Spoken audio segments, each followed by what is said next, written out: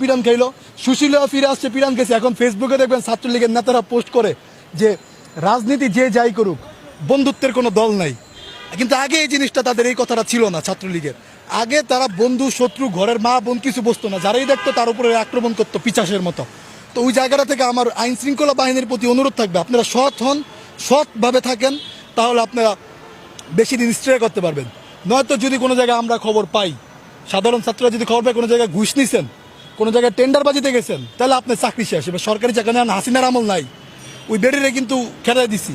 এখন আপনারা যদি এই চিন্তা করেন যে মাসে আমার 3-4 লাখ টাকা চাঁদাবাজি করে কেমন, আপনার ভুল ধারণা। আপনি 35,000 টাকা বেতন পায়া আপনার দরকার লাগে একটা ছোটোখাটো ব্যবসা দিয়ে দেন, সাইডে লুকায় দেন। সরকারি যারা চাকরি করে এদের ব্যবসা করার নাই, লুকায় দেন, সমস্যা কি? কোন জায়গায় ইনভেস্ট করেন, কিন্তু চাঁদাবাজি এসব বন্ধ করেন।